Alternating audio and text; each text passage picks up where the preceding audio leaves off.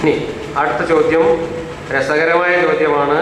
ഞാൻ എൻ്റെ ജീവിതത്തിൽ ഏറ്റവും കൂടുതൽ മറുപടി പറയേണ്ടി വന്നിട്ടുള്ള ചോദ്യത്തിൻ്റെ മറ്റൊരു വകഭേദമാണ്. ഈ ചോദ്യത്തിന് മറുപടി പറയുമ്പോഴാണ് എനിക്ക് ഇരുമ്പിൻ്റെ കസേര കൊണ്ട് തൊടുപുഴയിൽ നിന്ന് അടി കിട്ടിയത്. അതും കൂടെ മുൻകൂറായിട്ട് ഞാൻ പറയാം. കാരണവന്മാരായി നടത്തി വന്ന ഒരു സമ്പ്രദായമാണല്ലോ നിയമപരമായി സ്ത്രീയും പുരുഷനും കല്യാണം കഴിക്കുക എന്നത്. ഇന്നത്തെ ആളുകൾ ചിന്തിക്കുകയാണ്, കല്യാണം വേണ്ട, നമുക്ക് ഇഷ്ടമുള്ള സ്ത്രീയുടെ അടുത്ത് പോകാം. യുക്തി കൊണ്ട് ചിന്തിക്കുമ്പോൾ അതല്ലേ നല്ലത്? അങ്ങനെയെങ്കിൽ അത് എങ്ങനെയാണ് സമൂഹ നന്മയാവുക? അപ്പൊ ഈ ചോദ്യം ചോദിക്കുന്ന ആൾക്ക് സമൂഹത്തിന് നന്മയല്ല എന്നൊരു തോന്നല്. ആ തോന്നലിന്റെ കാരണം അദ്ദേഹമാണ് വിശദീകരിക്കേണ്ടത്. ഒന്ന്. രണ്ട്, ഈ ചോദ്യത്തിലുള്ള മറ്റൊരു യുക്തിരാഹിത്യം, നമുക്ക് ഇഷ്ടമുള്ള സ്ത്രീയുടെ അടുത്ത് പോകാം. അപ്പൊ ഈ നമുക്ക് എന്ന് പറഞ്ഞാൽ ആരാ? പുരുഷന്മാര്. ഇഷ്ടമുള്ള സ്ത്രീയുടെ അടുത്ത് പോകാം എന്ന് പറയുമ്പോൾ സ്ത്രീയെ നമുക്കൊക്കെ ഇഷ്ടമുള്ള മാതിരി പോയിട്ട് എന്തോ ചെയ്യാനുള്ള ഒരു സാധനമാണ് എന്നാണ് നമ്മുടെയൊക്കെ മനസ്സിൽ ഉള്ള മൂല്യബോധം. ഇവിടെ ഇപ്പോൾ സ്ത്രീകളാരുമില്ല, പുരുഷന്മാർ മാത്രമേ ഉള്ളൂ. പുസ്തകം വിൽക്കാൻ വന്നൊരു കുട്ടി മാത്രം അവിടെ സ്ത്രീയായിട്ട്. പുരുഷൻ്റെതാണ് ലോകം എന്നാണ് നമ്മളൊക്കെ ധരിച്ചു വെച്ചിട്ടുള്ളത്. അപ്പൊ ഈ ചോദ്യത്തിലുള്ള ഏറ്റവും വലിയ തെറ്റ്, യുക്തിവാദിയായ ചോദ്യത്തിൽ ആദ്യം കാണുക ഈ തെറ്റാണ്. അതായത് നമുക്ക് ഇഷ്ടമുള്ള സ്ത്രീയുടെ അടുത്ത് പോകാം. അതല്ല പ്രശ്നം. ഇവിടെ യുക്തിവാദി കാണുന്ന സദാചാരം എന്ന് പറയുന്നത്, ഒന്ന്, അവിടെ ഞാൻ ആദ്യം പറഞ്ഞു ലിംഗ സമത്വം, ലിംഗനീതി. ഒന്ന്, സ്ത്രീയും പുരുഷനും തുല്യമായ വ്യക്തിത്വമുള്ള, തുല്യമായ അവകാശങ്ങളുള്ള രണ്ട് മനുഷ്യ ജീവികളാണ് എന്ന് ആദ്യം കാണുക. ഈ ലൈംഗികതയും വികാര വിചാരങ്ങളും എല്ലാം പുരുഷനെ പോലെ തന്നെ സ്ത്രീകൾക്കും ഉണ്ട്. അതുകൊണ്ട് നമുക്കിഷ്ടമുള്ള സ്ത്രീനെയൊക്കെ നമ്മൾ പോയിട്ട് അങ്ങ് ചെയ്യുക എന്നുള്ളതല്ല, ആ സ്ത്രീക്കും കൂടെ ഇഷ്ടം വേണം. അങ്ങനെ രണ്ടാൾക്ക് ഇഷ്ടമാണെങ്കിൽ എന്നാ പിന്നെ ആയിക്കൂടെ? ആവാം. പക്ഷേ എന്താ പ്രശ്നം? അവിടെ കുറച്ച് വിശദമായിട്ട് പറയേണ്ടത്. സെക്സ് ആണ് ഇവിടെ ഉദ്ദേശിക്കുന്നത്. കല്യാണത്തിന്റെ കാര്യം ഞാൻ പറയാം. കല്യാണം കഴിക്കണം, കുടുംബജീവിതം വേണം എന്നുള്ള അഭിപ്രായം എനിക്കില്ല. കല്യാണം കഴിക്കാതെ കുടുംബം എന്നുള്ള ഈ ഔപചാരിക സംവിധാനമില്ലാതെ ജീവിക്കുന്ന ധാരാളം പേർ കേരളത്തിലുണ്ട്. ഇല്ല, കോടിക്കണക്കിന് ആളുകൾ പാശ്ചാത്യ ലോകത്തുണ്ട്. അവർക്കൊന്നും അങ്ങനെ കുടുംബം ഇല്ലാത്തത് കൊണ്ടോ കല്യാണം എന്ന ഒരു ആചാരം നടത്താത്തത് കൊണ്ടോ പ്രത്യേകിച്ച് പ്രശ്നമൊന്നുമില്ല. പക്ഷേ ലൈംഗികത വേറെ ഒരു പ്രശ്നമാണ്. ലൈംഗികതയും കല്യാണവും തമ്മിൽ ബന്ധമുണ്ടെങ്കിൽ പോലും അത് മാത്രമല്ല ബന്ധം. കല്യാണത്തിന് വേറെയും ഒരുപാട് പർപ്പസ് ഉണ്ട്. കല്യാണവും കുടുംബവും വരുന്നത് പ്രധാനമായിട്ടും നമ്മുടെ സമൂഹത്തിൻ്റെ ഒരു സാമ്പത്തിക യൂണിറ്റ് എന്ന അർത്ഥത്തിലാണ്. നിങ്ങളുടെ സ്വത്തുക്കൾ, സ്വകാര്യ സ്വത്തുക്കൾ അടുത്ത തലമുറയ്ക്ക് കൈമാറാനുള്ള ഒരു സാമ്പത്തിക സംവിധാനം എന്ന നിലക്കാണ് കല്യാണവും കുടുംബവും നിയമപരമായി ഒരു വലിയ പ്രശ്നമായിട്ട് നിലനിൽക്കുന്നത്. സ്വകാര്യ സ്വത്തുക്കൾ ഉള്ളിടത്താണ് ഇതിന് കൂടുതൽ പ്രസക്തിയുള്ളത്. മറ്റൊന്ന്, കുട്ടികളുടെ മേലുള്ള ഉത്തരവാദിത്വം. നമ്മൾ ജനിപ്പിക്കുന്ന കുഞ്ഞുങ്ങളെ പ്രായപൂർത്തിയാവുന്നത് വരെ സംരക്ഷിക്കാനുള്ള ഉത്തരവാദിത്വം ജനിപ്പിച്ച അച്ഛനും അമ്മയ്ക്കാണ്. ആ ഉത്തരവാദിത്വം നേരെ ചൊവ്വെ നിർവഹിക്കാൻ വേണ്ടിയിട്ടാണ് കുടുംബം എന്ന, വിവാഹം എന്ന നിയമപരമായ സംവിധാനം ഒരു പരിധിവരെ കഴിഞ്ഞ കാലങ്ങളിൽ നിർബന്ധമാക്കി വച്ചിരുന്നു. ഇവിടെ സെക്സിന്റെ കാര്യമാണ്. മനുഷ്യന്റെ ജൈവപരമായിട്ടുള്ള ചോദനകളാണ് വിശപ്പ്, വിസർജനം, ഉറക്കം, സെക്സ് തുടങ്ങിയിട്ടുള്ള കാര്യങ്ങൾ. ഇതൊന്നും പാപം അല്ല. അതാണ് അടിസ്ഥാനപരമായിട്ട് എനിക്ക് പറയാനുള്ള കാര്യം. ഇതൊന്നും പാപമല്ല. ഭക്ഷണം കഴിക്കുന്നത് പാപമല്ല, തെറ്റല്ല. പക്ഷേ മറ്റൊരാളുടെ ആഹാരം കവർന്നെടുത്ത് കഴിച്ചാൽ അത് തെറ്റാണ്. ഭക്ഷണം കഴിക്കുക എന്ന പ്രക്രിയ തെറ്റല്ല, പക്ഷേ അന്യന്റെ ആഹാരം കവർന്നെടുത്ത് ഭക്ഷണം കഴിക്കുന്നത് തെറ്റാണ്. ഭക്ഷണം കഴിക്കുക എന്ന ഏർപ്പാട് തെറ്റല്ല, പക്ഷേ സാമാന്യ മര്യാദ പുലർത്താതെ മറ്റുള്ളവർക്ക് പ്രയാസമുണ്ടാക്കുന്ന രീതിയിൽ ഒരാൾ ഭക്ഷണം കഴിക്കുന്നത്, ടേബിൾ മര്യാദകൾ ലംഘിച്ചുകൊണ്ട് ഒരാൾ ഭക്ഷണം കഴിക്കുന്നത് തെറ്റാണ്. അതെന്തൊക്കെയാന്നുള്ളത് വിശദീകരിക്കേണ്ട കാര്യമില്ല. മറ്റുള്ളവർക്ക് പ്രയാസമുണ്ടാക്കുന്ന തരത്തിൽ എന്ന ഒരൊറ്റ വാചകത്തിൽ എല്ലാം അടങ്ങിയിട്ടുണ്ട്. മലമൂത്ര വിസർജനം ചെയ്യുന്നത് തെറ്റല്ല, പാപമല്ല. തൂറ മുട്ടിയ തൂറ് തന്നെ വേണം, അതൊരു തെറ്റൊന്നല്ല. പാത്താൻ മുട്ടിയാൽ പാത്തും വേണം, അതും തെറ്റല്ല. പക്ഷെ ഞാൻ ഇവിടെ നിന്നിട്ട് നിങ്ങളെ മുമ്പ് കണ്ട് പാത്തിയാൽ അത് തെറ്റാണ്. ഞാൻ ഇവിടെ നിന്ന് ഇറങ്ങിയിട്ട് അവിടെ കണ്ട് തൂറിയാൽ അത് തെറ്റാണ്. എന്താ കാരണം? അത് നിങ്ങൾക്കൊക്കെ ബുദ്ധിമുട്ടുണ്ട്. മനസ്സിലായല്ലോ? ഇത് തന്നെയാണ് കൂട്ടരെ സദാചാരം എന്ന് പറയുന്നത്. അതിനാണ് നമ്മൾ എൻ്റെ വീട്ടിൽ കക്കൂസും സൗകര്യങ്ങളും ഉണ്ടാക്കുന്നത്. എനിക്ക് മുട്ടിയാൽ ഞാൻ ഇവിടെ ചെയ്യല്ല ചെയ്യുക, ഞാൻ ആർക്കും ബുദ്ധിമുട്ടില്ലാത്ത, ഞാൻ വന്ന പാടെ ആദ്യം മൂത്രമൊഴിച്ചു. നിങ്ങൾ ആരും കണ്ടില്ല, ഞാൻ ടോയ്ലറ്റിൽ പോയി മൂത്രമൊഴിച്ചിട്ട് പോന്നു. വെള്ളം ഒഴിച്ചു. എന്താ വെള്ളം ഒഴിക്കുന്നത്? അടുത്ത ആൾക്ക് ബുദ്ധിമുട്ടുണ്ടാകട്ടെ. ഞാൻ മൂത്രമൊഴിച്ചിട്ട് രണ്ട് പാട്ട വെള്ളം ആ ടോയ്ലറ്റിൽ ഒഴിച്ചിട്ടാണ് വരുന്നത്. കാരണം പലരും നമ്മൾ ചെയ്യാറില്ല. നമ്മൾ പൊതു കക്കൂസിലോ അല്ലെങ്കിൽ ബസ് സ്റ്റാൻഡിലോ എവിടെയാണെങ്കിലും നമ്മൾ പോയി കഴിഞ്ഞാൽ നമ്മുടെ കാര്യം കഴിഞ്ഞ് വെള്ളം പോലും ഒഴിക്കാതെ നമ്മൾ പോരും. തെറ്റാണത്. കാരണം അടുത്ത് വരാനിരിക്കുന്ന ആൾക്ക് അത് പ്രയാസം ഉണ്ടാക്കും. തീവണ്ടിയിൽ നമ്മൾ ടോയ്ലറ്റ് ഉണ്ട്. തീവണ്ടി നിർത്തിയിടുമ്പോ, സ്റ്റേഷനിൽ നിർത്തിയിടുമ്പോൾ മൂത്രമൊഴിക്കാനും കക്കൂസ് പോകാനും പാടില്ല. എന്താ കാരണം? തെറ്റാണ്. എന്താ കാരണം? അത് സ്റ്റേഷനിൽ ഇത് കുന്നുകൂടി കഴിഞ്ഞാൽ സ്റ്റേഷനിൽ വരുന്ന യാത്രക്കാർക്ക് ബുദ്ധിമുട്ടുണ്ടാവും. അതുകൊണ്ടാണ് നിർത്തിയിടുന്ന വണ്ടിയിൽ ഇത് ചെയ്യരുത് എന്ന് തീവണ്ടിയിൽ എഴുതി വെച്ചിട്ടുണ്ട്. അപ്പോൾ വിസർജനത്തിന്റെ കാര്യത്തില്, ആഹാരത്തിന്റെ കാര്യത്തില് ഉള്ള സദാചാരം എന്ന് പറയുന്നത് അത് തെറ്റല്ല. പക്ഷെ അത് മറ്റുള്ളവർക്ക് പ്രയാസം ഉണ്ടാക്കുന്ന രീതിയിൽ ചെയ്താൽ തെറ്റാകും. സെക്സും അത്രയേ ഉള്ളൂ. സെക്സ് എന്ന് പറയുന്നത് ആണും പെണ്ണും തമ്മിൽ, അതിൽ രണ്ട് പങ്കാളികളുണ്ട് എന്നതുകൊണ്ട് കുറച്ചും കൂടെ സങ്കീർണത ഉണ്ടായിരുന്നു. ഇത് ഒരാൾ ചെയ്യുന്ന കാര്യമാണ്, മറ്റേത് രണ്ടു പേർ ചേർന്ന് ചെയ്യുന്ന കാര്യമാണ്. ഈ രണ്ടു പേർ ചെയ്യുന്ന ഒരു ജൈവ പ്രക്രിയ എന്ന നിലക്ക് സെക്സിനെ തെറ്റായിട്ട് കാണാൻ പറ്റില്ല. പിന്നെ എപ്പോഴാണ് തെറ്റാവുന്നത്? രണ്ടു പേർ തമ്മിൽ സെക്സ് ചെയ്തു. ആ സെക്സ് ചെയ്തത് ആ രണ്ടുപേർക്കോ രണ്ടുപേരുടെ മറ്റു ബന്ധുക്കൾക്കോ കുടുംബാംഗങ്ങൾക്കോ ആ രണ്ടുപേർ ഉൾക്കൊള്ളുന്ന സമൂഹത്തിനോ അതല്ലെങ്കിൽ ആ രണ്ടുപേരുടെ ആ ബന്ധത്താൽ ജനിക്കാൻ പോകുന്ന അടുത്ത തലമുറയ്ക്കോ അവർ ജനിപ്പിക്കുന്ന കുഞ്ഞിനോ ഇവിടെ യാതൊരു പ്രയാസവും ഉണ്ടാക്കാൻ പാടില്ല. അതുണ്ടാക്കുന്ന തരത്തിലാണ് നിങ്ങൾ സെക്സിൽ ഏർപ്പെടുന്നതെങ്കിൽ തെറ്റാണ്. ഇത്രയും പറഞ്ഞാൽ ബാക്കിയൊക്കെ നിങ്ങൾക്ക് അതിന്റെ പിന്നാലെ അങ്ങോട്ട് പോവാം. രണ്ടുപേർ തമ്മിൽ ലൈംഗിക ബന്ധത്തിൽ ഏർപ്പെടുന്നത് തെറ്റല്ല. പക്ഷേ ആ ലൈംഗിക ബന്ധം സമൂഹത്തിനോ ആ വ്യക്തികൾക്കോ ആ വ്യക്തികളുമായി ബന്ധപ്പെട്ട കുടുംബാംഗങ്ങൾക്കോ അവരാൽ ജനിപ്പിക്കുന്ന കുഞ്ഞിനോ വരും തലമുറയ്ക്കോ ഈ പ്രകൃതിക്കോ, അത്രയും കൂടെ കുട്ടിക്കോ, ഈ പ്രകൃതിക്കോ മറ്റുള്ളവരുടെ നിലനിൽപ്പിന് ആവശ്യമായ ഈ പ്രകൃതിക്ക് പോലുമോ ദോഷകരമാവില്ല എന്ന് ഉറപ്പുവരുത്തിക്കൊണ്ട് രണ്ടുപേർക്ക് ലൈംഗിക ബന്ധത്തിലാവാം. അത് തെറ്റാണെന്ന് പറയേണ്ട യാതൊരു കാര്യമില്ല.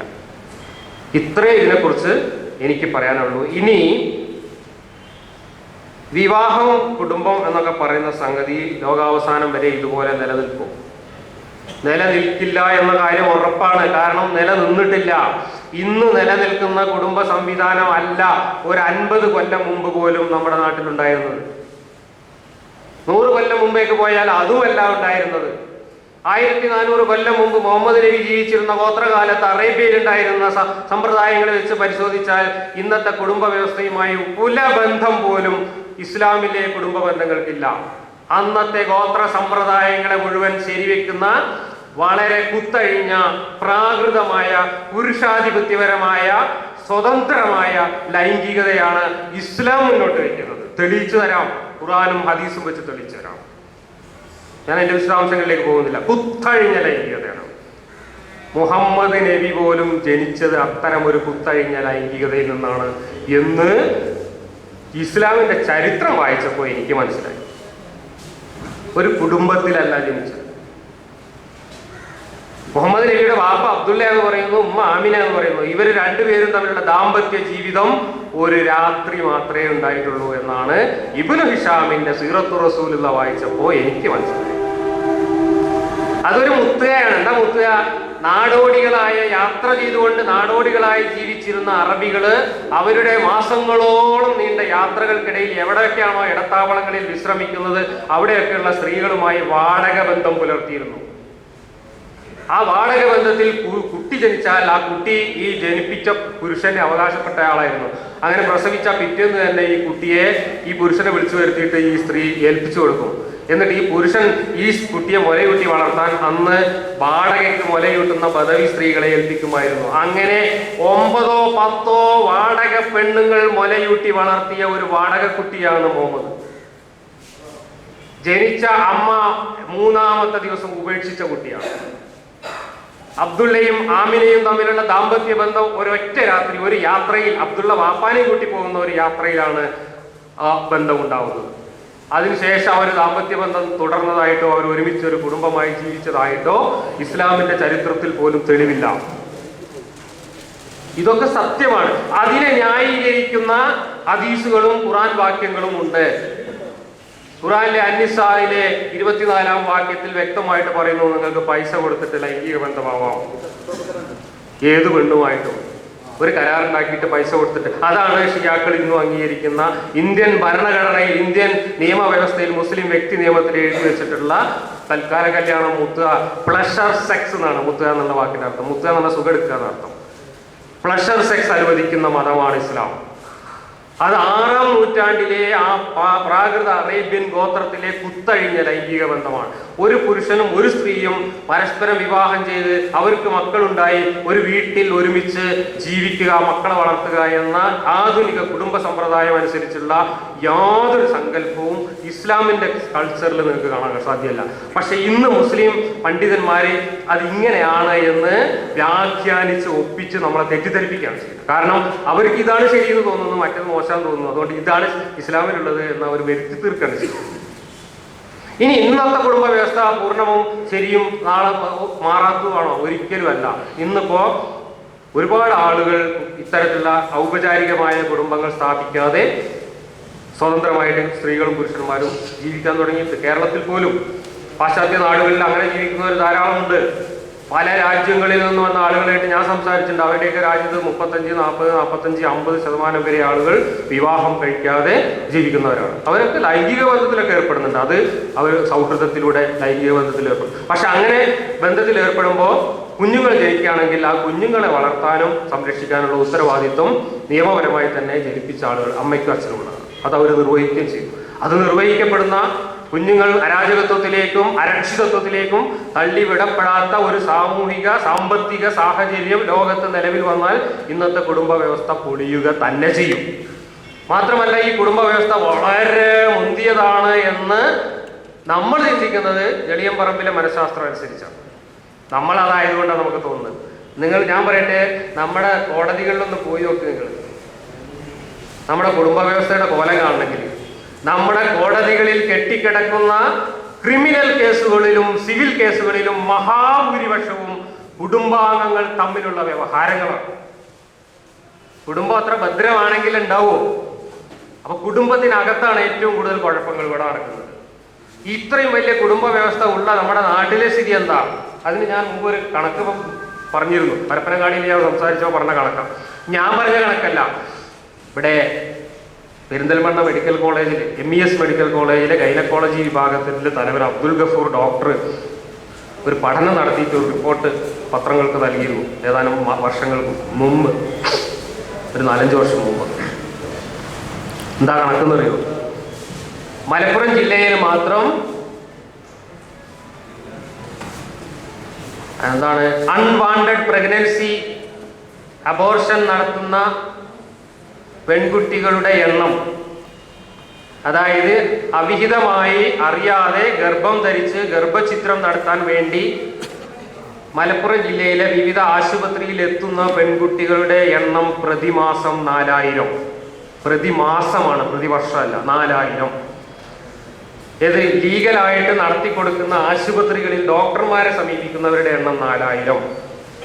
അത്ര തന്നെ എണ്ണം മറ്റു മാർഗങ്ങളിൽ ഡോക്ടർമാരുടെ അടുത്തല്ലാതെ നാടൻ രീതിയിൽ അബോർഷൻ നടത്താൻ എത്തുന്നവരുടെ എണ്ണം അത്ര തന്നെ. എന്ന് വെച്ചാൽ മാസത്തിൽ 8000 അബോർഷനാണ്, 8000 ഗർഭഛിദ്രങ്ങളാണ് മലപ്പുറം ജില്ലയിൽ നടക്കുന്നത്. കുടുംബം ഇല്ലാത്ത ജില്ലയല്ല മലപ്പുറം.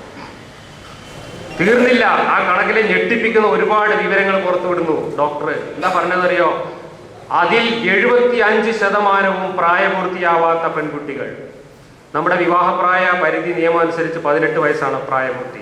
18 വയസ്സ് പ്രായപൂർത്തിയാവാത്ത പെൺകുട്ടികളാണ് ഇങ്ങനെ ഗർഭം ധരിക്കപ്പെടുന്നവരിൽ 75%. അതിൽ തന്നെ അങ്ങനെയുള്ള 75% പ്രായപൂർത്തിയാവാത്ത കുട്ടികളിൽ തങ്ങൾ ഗർഭിണികളാവും എന്ന് ഈ പരിപാടി നടത്തുമ്പോൾ അറിയാത്ത കുട്ടികളായിരുന്നു 40%. ഇത് ഗർഭം ഉണ്ടാവുന്ന പണിയാണ് എന്ന് അറിയാതെ ഗർഭം ധരിച്ച നിഷ്കളങ്കരായ പിഞ്ചു കുട്ടികൾ, ബാലികമാരായിരുന്നു ഇതിന്റെ 40%.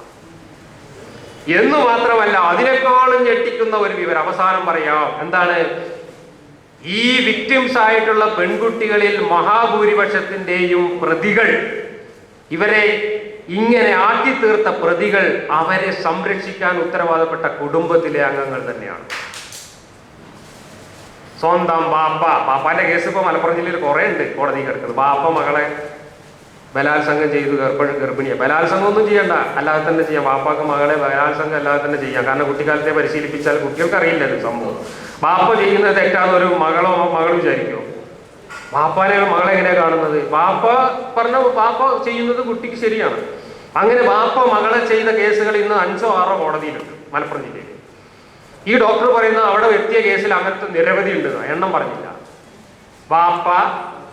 ഭർത്താവ് കല്യാണം കഴിച്ച പെൺകുട്ടികളാണെങ്കിൽ ഭർത്താവിന്റെ ഏട്ടന്, അനിയന്, ഭർത്താവിന്റെ വാപ്പ, ഇതൊക്കെ വളരെ കോമൺ ആയിട്ടാണ്. ഭർത്താവിന്റെ വാപ്പ, പിന്നെ അമ്മാവന്മാര്, സ്വന്തം ആങ്ങളമാര്, ഇതൊക്കെ ആയിട്ട് ഗർഭം ധരിച്ചിട്ട് ഗർഭചിത്രത്തിൽ എത്തുന്ന പെൺകുട്ടികളുടെ എണ്ണം മലപ്പുറം ജില്ലയിൽ പ്രതിമാസം 8000 എന്ന് ഡോക്ടർ അബ്ദുൽ ഗഫൂർ പഠനം നടത്തിയിട്ട് പറയുന്നു. ഞാൻ പറയുന്നത്, നിങ്ങൾ ഈ പാശ്ചാത്യ രാജ്യത്താണ് അരാജകത്വം എന്ന് പറയുന്നുണ്ടല്ലോ. കുടുംബം തകർന്ന പാശ്ചാത്യ രാജ്യത്ത് ഇതിന്റെ 100-1 അരാജകത്വം ഇല്ല എന്ന് നമ്മൾ മനസ്സിലാക്കണം. നമ്മൾ അവിടുത്തെ ആളുകൾ ഇങ്ങനെ തുണി കൊടുക്കാതെ നടക്കുന്നത് മാത്രമേ നമ്മൾ കാണുള്ളൂ, അല്ലെങ്കിൽ അവർ റോട്ടിൽ നിന്ന് കെട്ടിപ്പിടിക്കുന്നതേ കാണുള്ളൂ. അതല്ല പ്രശ്നം. അതിനേക്കാളും ഭീകരമാണ് ഇവിടുത്തെ പ്രശ്നം. ഇവിടെ കപടമായ സദാചാരമാണ് നമ്മൾ അടിച്ചേൽപ്പിക്കുന്നത്. ആ കപട സദാചാരത്തിന്റെ ഇരുമ്പ് മതിലുകളെ ഭേദിച്ചുകൊണ്ട് മനുഷ്യര് ഇത്തരത്തിലുള്ള വൈകൃതങ്ങളിലേക്ക് പോകാൻ നിർബന്ധിക്കപ്പെടുന്നു. അതിന്റെ ദുരന്ത ഫലം അനുഭവിക്കുന്നത് ഇരകളാക്കപ്പെടുന്ന പാവം പെൺകുട്ടികളാണ്.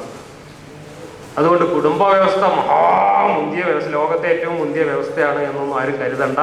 ഈ വ്യവസ്ഥയൊക്കെ മാറണം, പൊളിയണം. ഇതിനേക്കാൾ ഭേദപ്പെട്ട സാമൂഹ്യ ജീവിത അവസ്ഥ വരണം എന്ന് തന്നെയാണ് സ്വതന്ത്ര ചിന്തകൻ എന്ന നിലക്ക് എൻ്റെ ആഗ്രഹം.